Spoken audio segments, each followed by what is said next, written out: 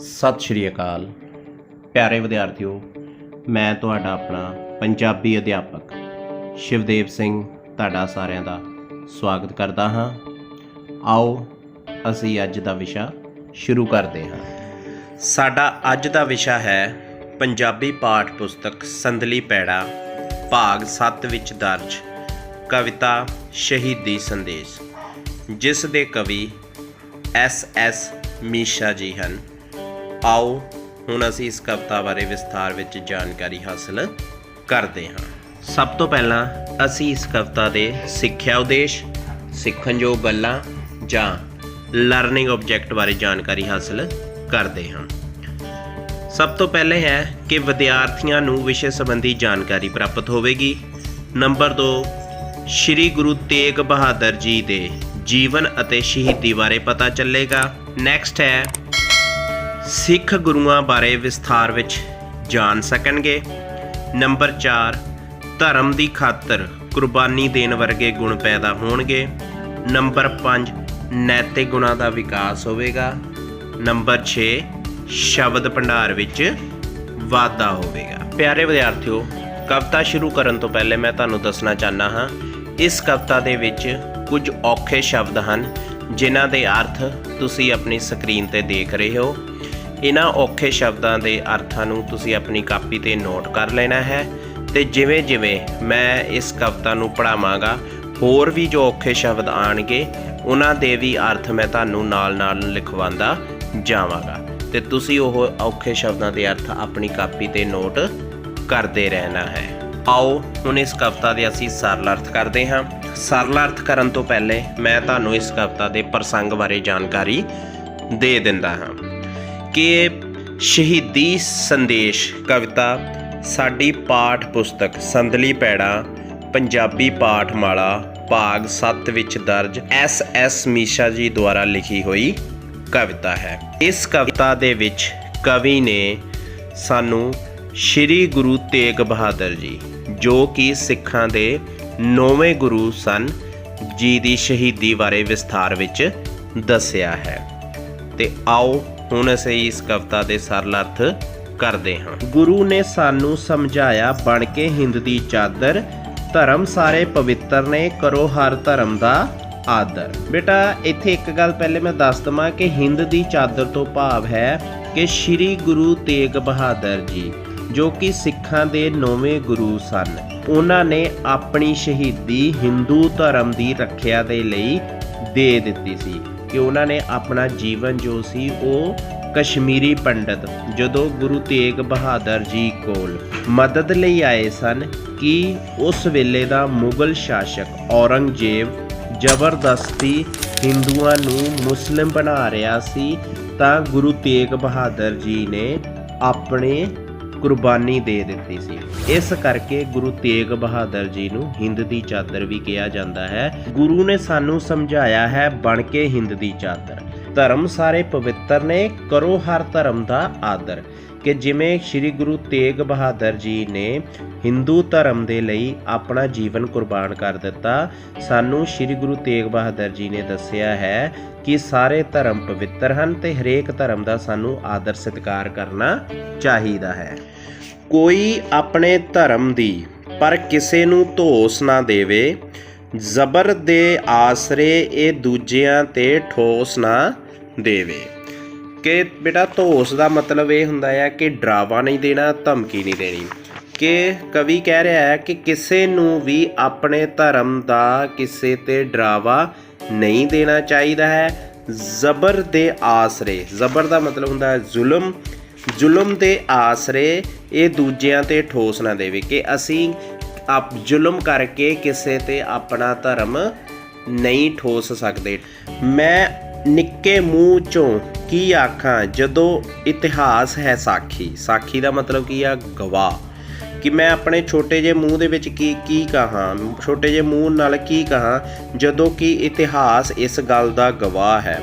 ਗੁਰੂ ਨੇ ਸੀਸ ਦੇ ਕੇ ਕੀਤੀ ਤਿਲਕ ਜੰਜੂ ਦੀ ਕਿੰਜ ਰਾਖੀ। ਤਿਲਕ ਜੰਜੂ ਤੋਂ ਭਾਵ ਕੀ ਹੈ? ਹਿੰਦੂ ਧਰਮ ਦੀ। ਕਿ ਸ਼੍ਰੀ ਗੁਰੂ ਤੇਗ ਬਹਾਦਰ ਜੀ ਨੇ ਕਿਵੇਂ ਆਪਣਾ ਸ਼ੀਸ਼ ਕੁਰਬਾਨ ਕਰਕੇ ਹਿੰਦੂ ਧਰਮ ਦੀ ਰਾਖੀ ਕੀਤੀ ਸੀ। ਤਿਲਕ ਜੰਜੂ ਜੁੜੇ ਹੋਏ ਇੱਕ ਧਰਮ ਸੰਗ ਠੀਕ ਨੇ ਦੋਵੇਂ। ਕਿ ਕਵੀ ਕਹਿ ਰਿਹਾ ਹੈ ਕਿ ਤਿਲਕ ਤੇ ਜੰਜੂ ਇੱਕ ਧਰਮ ਦੇ ਨਾਲ ਜੁੜੇ ਹੋਏ ਹਨ, ਕਿ ਹਿੰਦੂ ਧਰਮ ਦੇ ਨਾਲ ਜੁੜੇ ਹੋਏ ਹਨ। ਸੰਗ ਠੀਕ ਨੇ ਦੋਵੇਂ। ਸੰਗ ਦਾ ਮਤਲਬ ਕੀ ਆ? ਨਾਲ ਜੁੜਨਾ।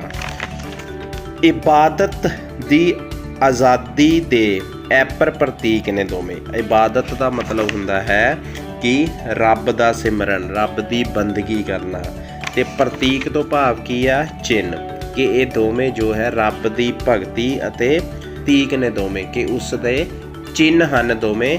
ਇਸ ਕਰਕੇ ਇਹਨੂੰ ਅਸੀਂ ਵੱਖ ਨਹੀਂ ਕਰ ਸਕਦੇ। ਬਣੀ ਹੁੰਦੀ ਅਜਿਹੀ ਭੀੜ ਜੇ ਰੋਜ਼ੇ ਨਮਾਜ਼ ਉੱਤੇ, ਜਾਂ ਲੱਗਦੀ ਰੋਕ ਕਿਧਰੇ ਵੀ ਅਜ਼ਾਨਾਂ ਦੀ ਆਵਾਜ਼ ਉੱਤੇ। ਰੋਜ਼ੇ ਤੋਂ ਭਾਵ ਕੀ ਆ? ਮੁਸਲਿਮ ਧਰਮ ਦੇ ਵਿੱਚ ਰੋਜ਼ੇ ਰੱਖੇ ਜਾਂਦੇ ਹਨ।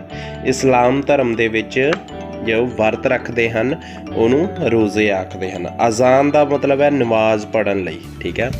ਤੇ ਕਵੀ ਕਹਿ ਰਿਹਾ ਹੈ ਕਿ ਜੇਕਰ ਹਿੰਦੂ ਧਰਮ ਦੀ ਰੱਖਿਆ ਲਈ ਸ਼੍ਰੀ ਗੁਰੂ ਤੇਗ ਬਹਾਦਰ ਜੀ ਨੇ ਆਪਣਾ ਬਲੀਦਾਨ ਦੇ ਦਿੱਤਾ, ਤੇ ਕਵੀ ਦਾ ਕਹਿਣ ਦਾ ਭਾਵ ਇਹ ਹੈ ਕਿ ਜੇਕਰ ਅੱਜ ਹਿੰਦੂ ਧਰਮ ਉੱਤੇ ਮੁਸ਼ਕਿਲ ਦੀ ਘੜੀ ਆਈ ਹੈ ਤਾਂ ਸ਼੍ਰੀ ਗੁਰੂ ਤੇਗ ਬਹਾਦਰ ਜੀ ਨੇ ਆਪਣੀ ਕੁਰਬਾਨੀ ਦੇ ਦਿੱਤੀ, ਤੇ ਜੇਕਰ ਮੁਸਲਿਮ ਧਰਮ ਉੱਤੇ ਵੀ ਇਸੇ ਤਰ੍ਹਾਂ ਮੁਸ਼ਕਿਲ ਆਂਦੀ ਤਾਂ ਉਹਨਾਂ ਨੇ ਮੁਸਲਿਮ ਧਰਮ ਲਈ ਵੀ ਆਪਣੀ ਕੁਰਬਾਨੀ ਦੇ ਦੇਣੀ ਸੀ। ਗੁਰੂ ਨੇ ਤਦ ਵੀ ਇੱਦਾਂ ਹੀ ਦੁਖੀ ਦੀ ਪੀੜ ਹਰਨੀ ਸੀ ਦੇਣਾ ਸੀਸ ਇੱਦਾਂ ਹੀ ਨਾ ਮੁਖ ਤੋਂ ਸੀ ਉਚਾਰਨੀ ਸੀ। ਹਰਨੀ ਤੋਂ ਭਾਵ ਬੇਟਾ ਹੈ ਕਿ ਖਤਮ ਕਰਨਾ, ਠੀਕ ਹੈ। ਉਚਾਰਨੀ ਤੋਂ ਭਾਵ ਕੀ ਹੈ? ਬੋਲਣਾ।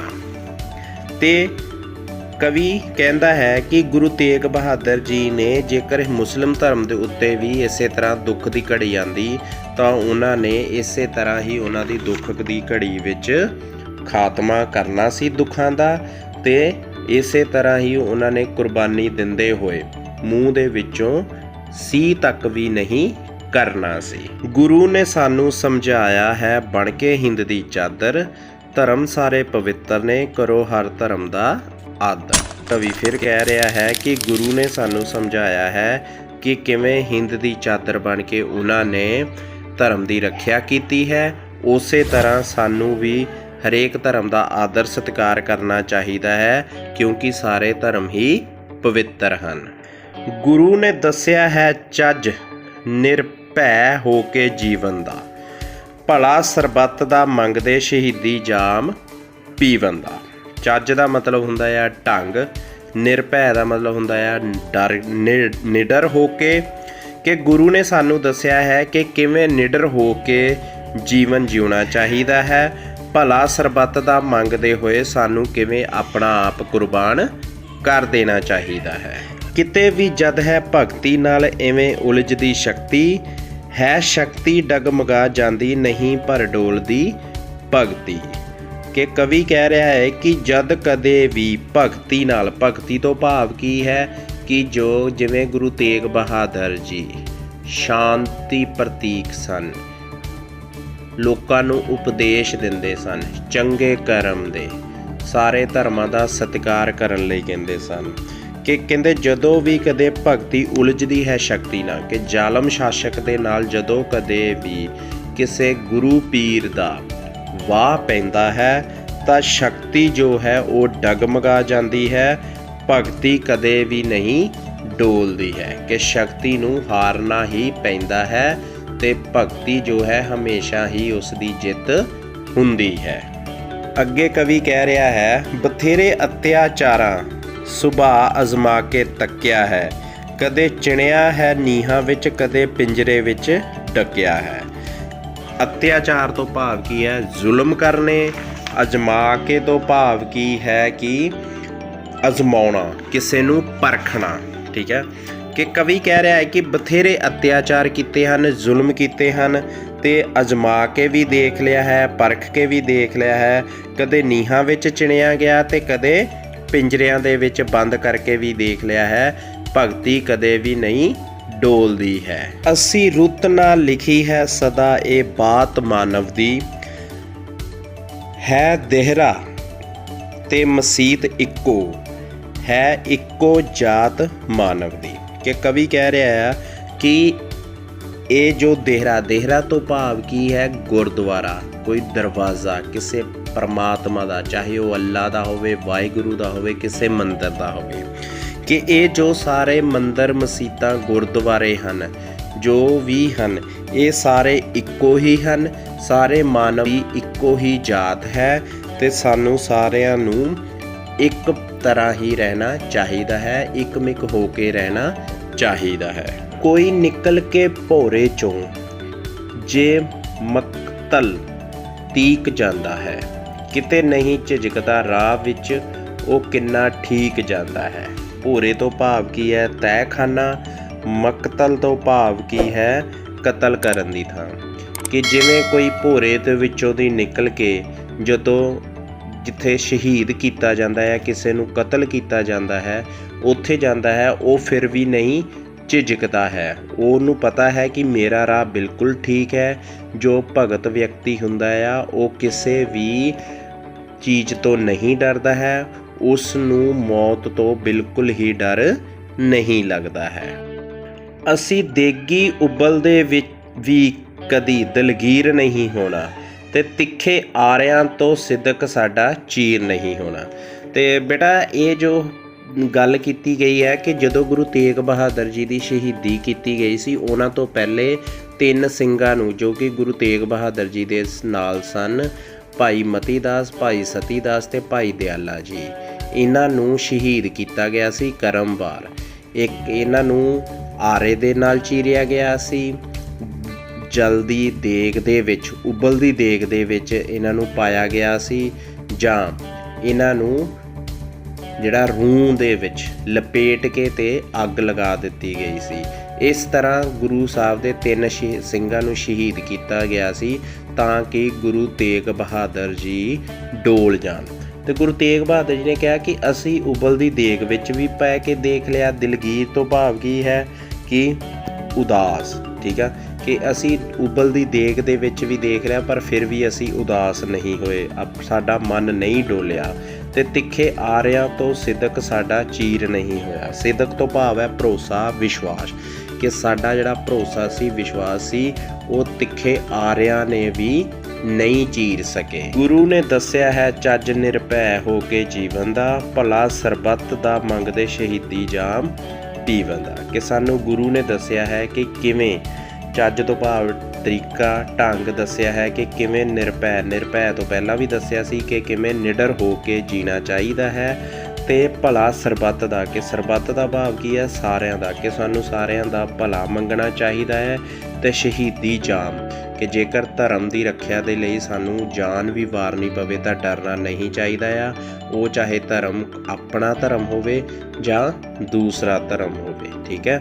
ਜਿਵੇਂ ਗੁਰੂ ਤੇਗ ਬਹਾਦਰ ਜੀ ਨੇ ਹਿੰਦੂ ਧਰਮ ਦੇ ਲਈ ਕੁਰਬਾਨੀ ਦਿੱਤੀ ਆ, ਇਸ ਤਰ੍ਹਾਂ ਸਾਨੂੰ ਵੀ ਧਰਮ ਦੇ ਲਈ ਕੁਰਬਾਨੀ ਦੇਣ ਤੋਂ ਕਦੇ ਵੀ ਪਿੱਛੇ ਨਹੀਂ ਹਟਣਾ ਚਾਹੀਦਾ। ਅਸੀਂ ਹਾਂ ਹਿੰਦ ਸਾਰੀ ਦੇ, ਇਹ ਸਾਰੀ ਹਿੰਦ ਸਾਡੀ ਹੈ। ਅਸੀਂ ਜਿਉਂਦੇ ਹਾਂ ਇਸ ਖਾਤਰ, ਇਹੋ ਹੀ ਜਿੰਦ ਸਾਡੀ ਹੈ। ਹਿੰਦ ਤੋਂ ਭਾਵ ਕੀ ਕਿਹਾ ਆ? ਸਾਡੇ ਭਾਰਤ ਵਰਸ਼ ਨੂੰ ਕਿਹਾ ਆ, ਹਿੰਦੁਸਤਾਨ ਨੂੰ ਕਿਹਾ ਹੈ।